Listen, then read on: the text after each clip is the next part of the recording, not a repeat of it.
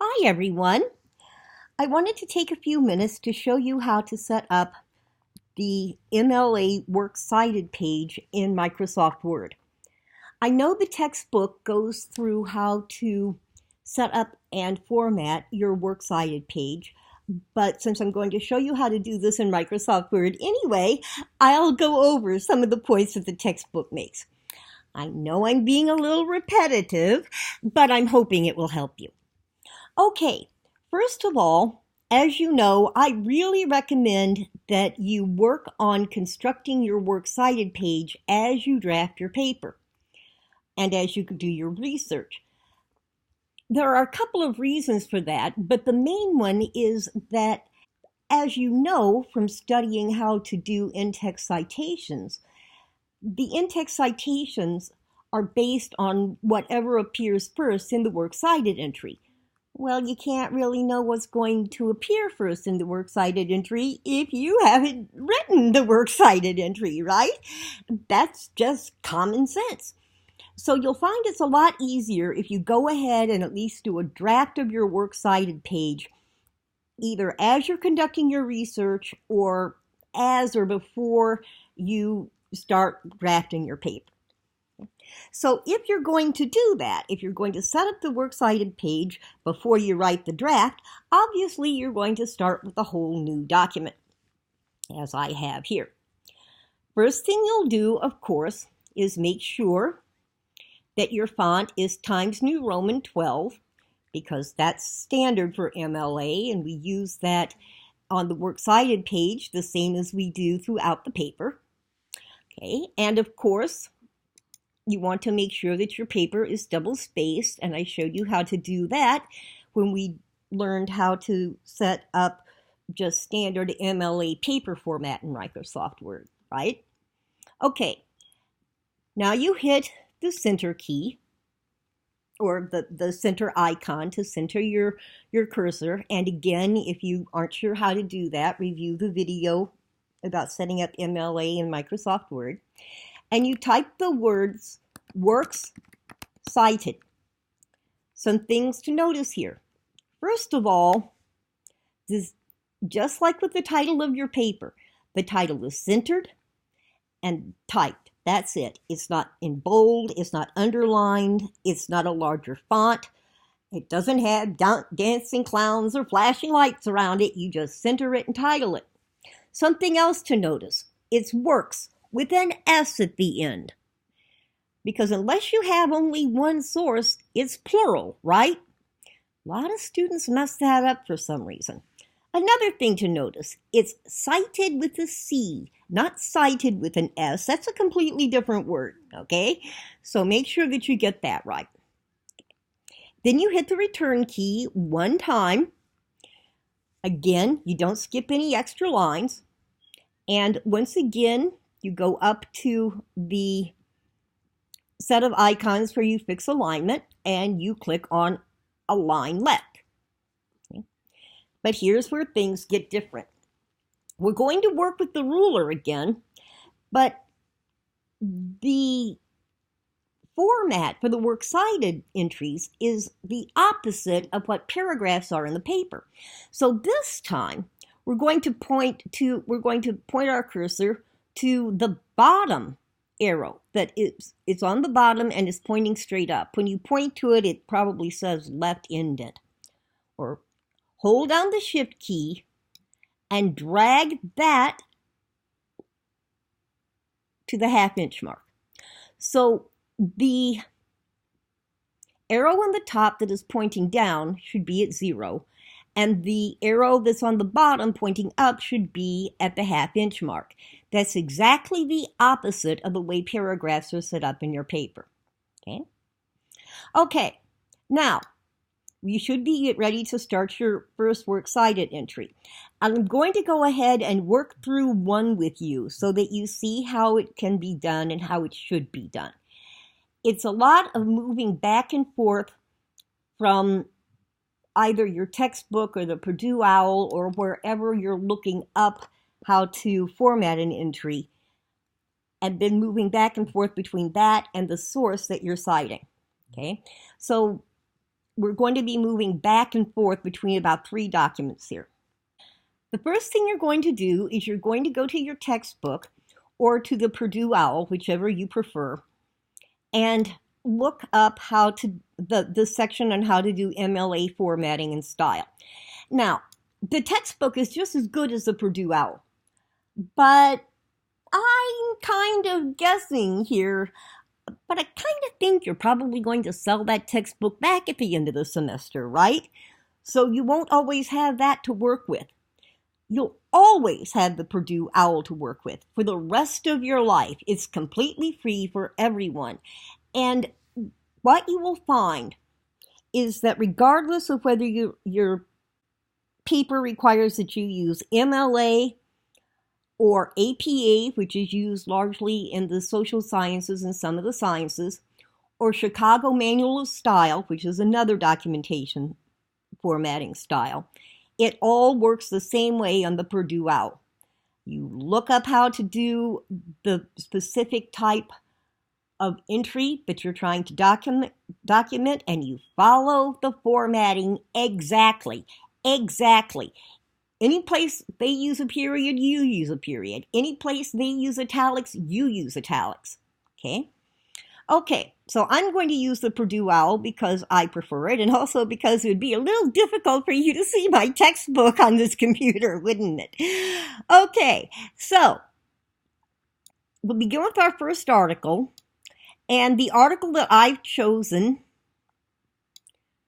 to use for this demonstration is an article titled School Shootings, the Columbine Generation Copes, from WebMD. So that would be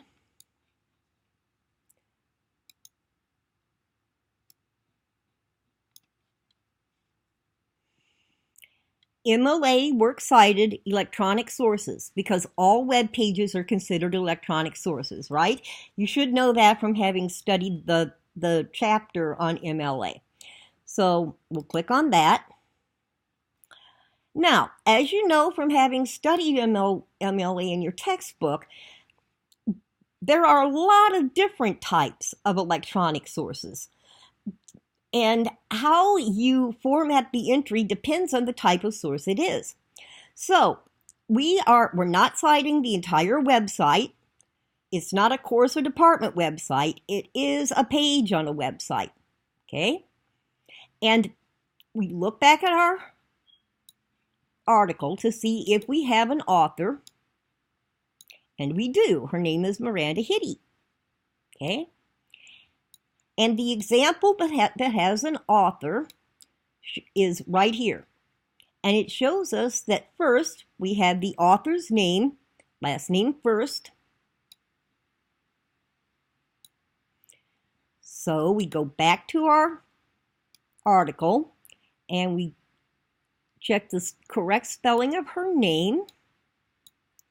And it is Hitti, comma, Miranda. Okay. And since we have only one author, we'll go back to our website again and check to see what comes after the author's name. And it's a period. So we put a period after the author's name. Then we look to see what comes next. And we skip one space because in MLA, you always skip only one space between words or sentences or whatever. Okay? And we look at what comes next. And what comes next is the title of the article.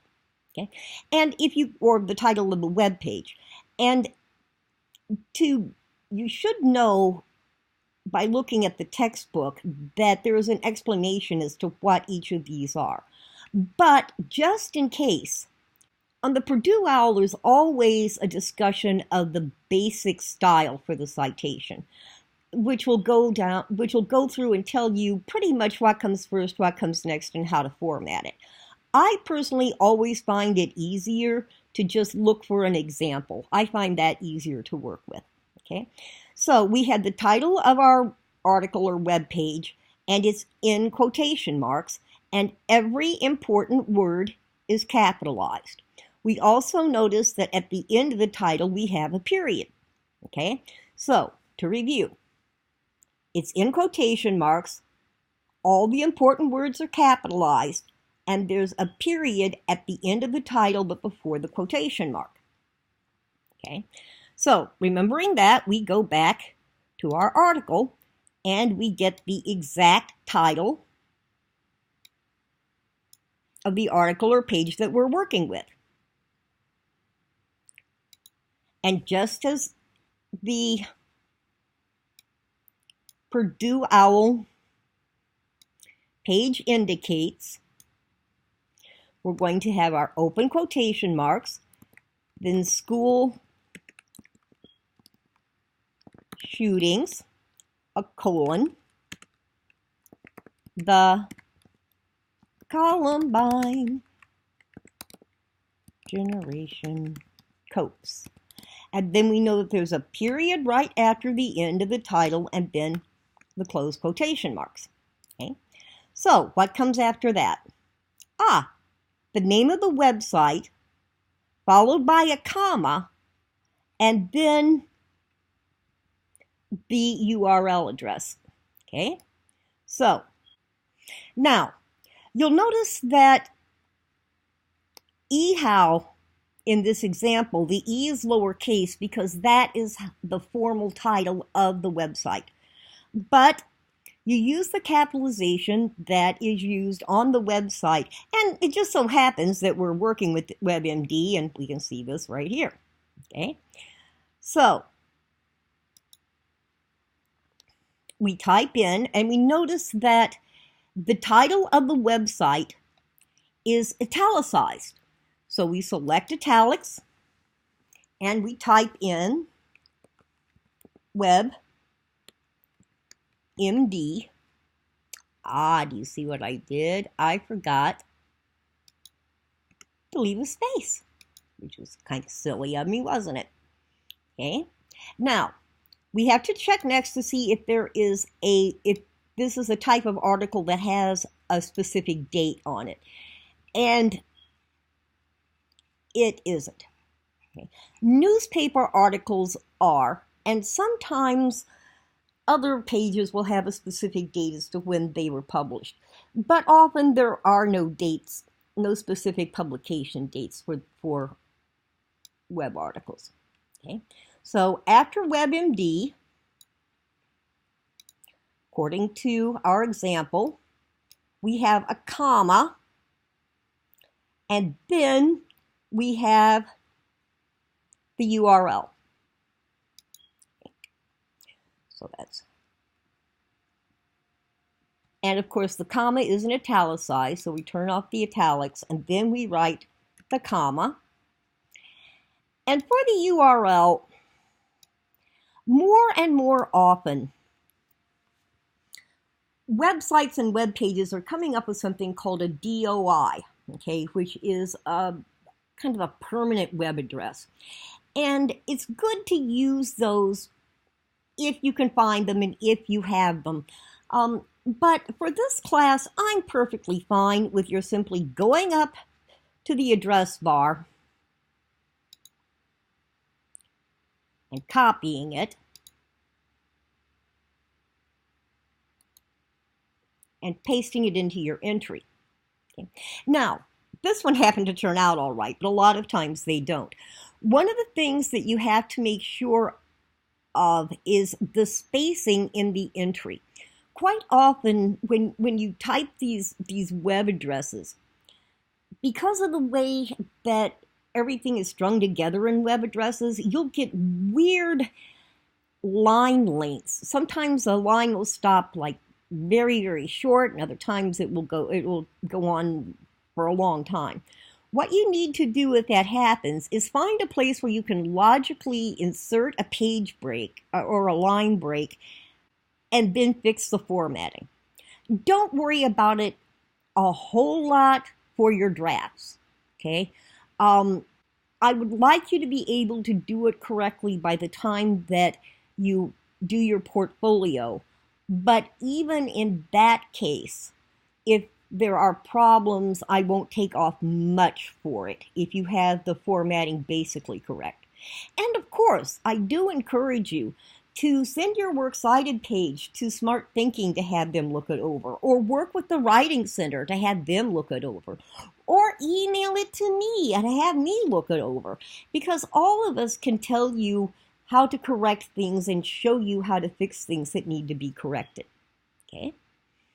Okay, so what comes after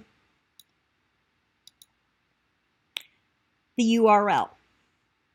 We have a period, and then we have the word accessed capitalized and the date that we access the web page. Okay, and notice that just like the date on the paper itself, it's the day, then the name of the month or abbreviation of a month, and then the year. So we type in our period, and then we type accessed, and this happens to be the 13th of October, 2018. And then we see that after the access date, there's a period. So you insert the period. Now, there's one other thing you have to do. Quite often, the URLs will set themselves up as links. That will almost always happen. So what you need to do is to highlight the link, go to the Insert menu in Microsoft Word, go to Hyperlink, and click Remove Link, because we don't want links on a Works Cited page. We just want the URL. Okay, now there are some other things that I need to show you about setting up the Works Cited page and attaching it to your paper. But we're finished with that for now. And with that. And to save you time, rather than have you sit here and watch me put together an entire Works Cited page, I put together a collection of Works Cited entries from various papers that I happen to have on hand that I've written before. So I'm just going to copy and paste those, and we'll pretend that you sat there and watched me type all these up. Okay, I'm sure you'd rather pretend that you watched me than to actually watch me. Okay, so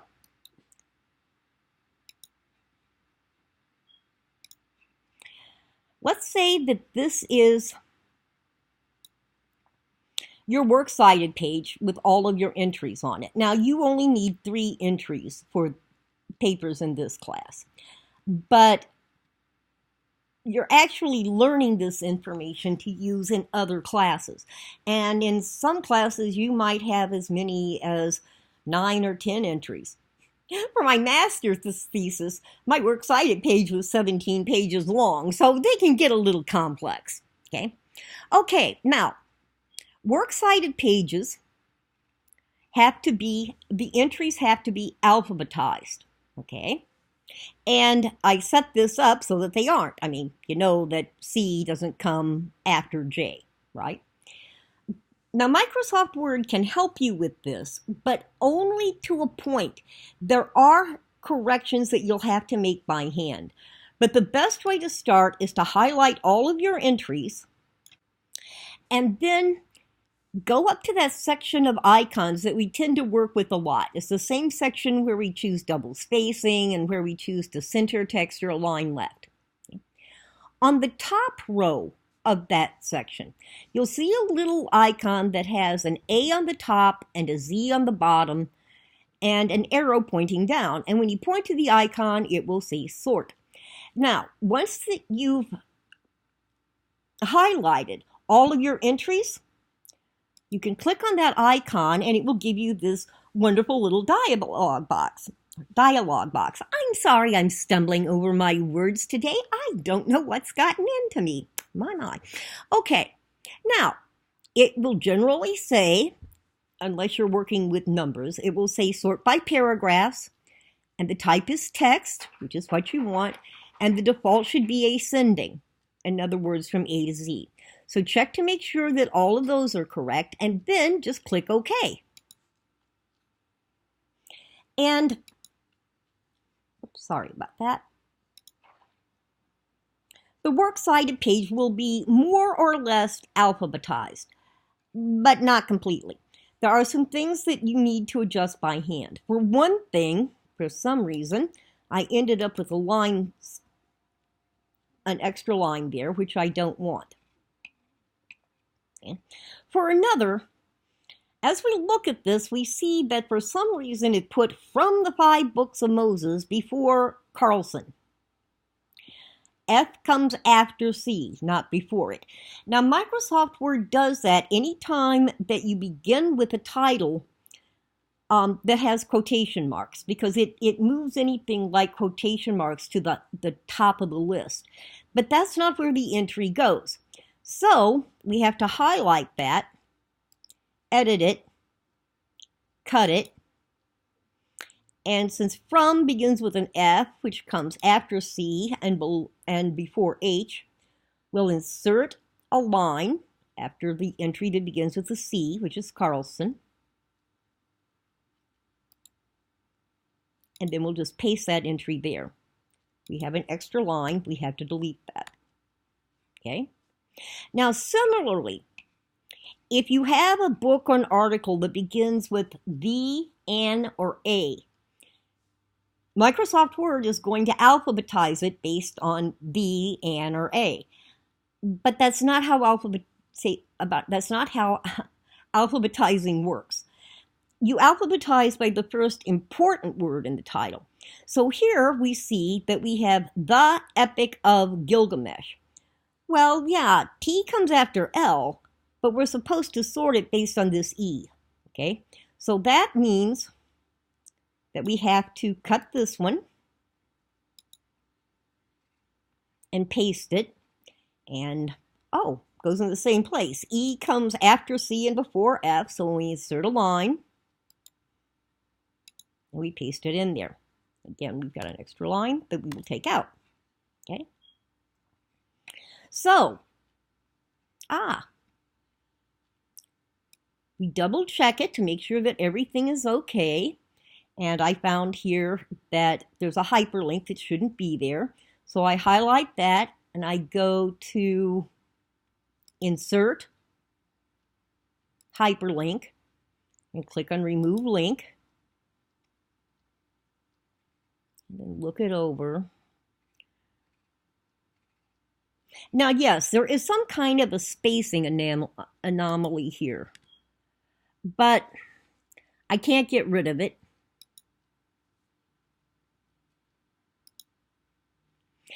And I've worked with Microsoft Word since 1991, okay? So I know some of the weird stuff it can do that there's no way you can fix. Anytime, especially that there's a little dot before something, I know that there's some kind of an auto-formatting thing going on there, and sometimes those can be very, very difficult to overcome. This is a freshman composition class. You're not working on your doctoral dissertation. So little things like that won't hurt you. So if I see a little space in here and I can tell that you didn't add the space, and of course I can tell if you did, because if you did, I get one of these little deals, right? I'm not going to take off for that, so you're okay. Okay? Okay, so now we're going to save this somewhere.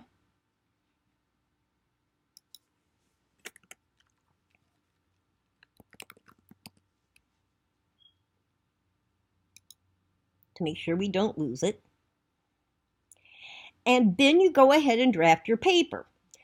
Now, I'm also not going to have you sit here and watch me draft a paper, because you have better things to do than that. So I called up a paper that has nothing to do with the Works Cited page. I'm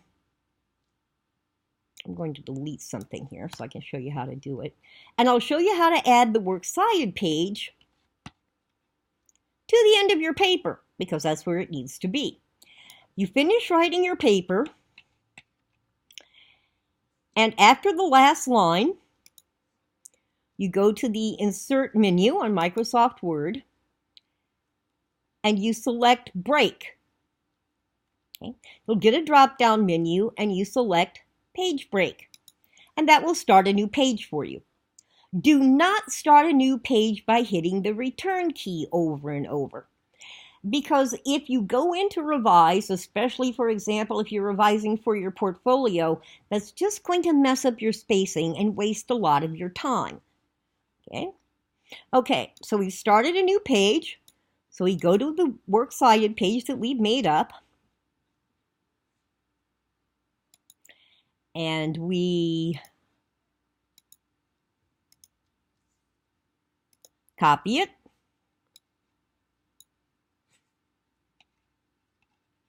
And making sure that we're on the right page, we paste it onto the end of our paper. Okay. And that's how you set up a Works Cited page in Microsoft Word. I hope this little video helped you. Forgive my stumbling around on words and having to look around for documents on the screen, but that's just the nature of working with this stuff, as you know. If you have any questions, you know I want to help you. So please email me through Canvas and I'll answer anything I can. I will help you find the correct entry to use if you're not sure what type of source it is, so that you don't know how to determine what examples you should be following. I'll be happy to help you find that either on Purdue OWL or on your or in your textbook, whichever you prefer.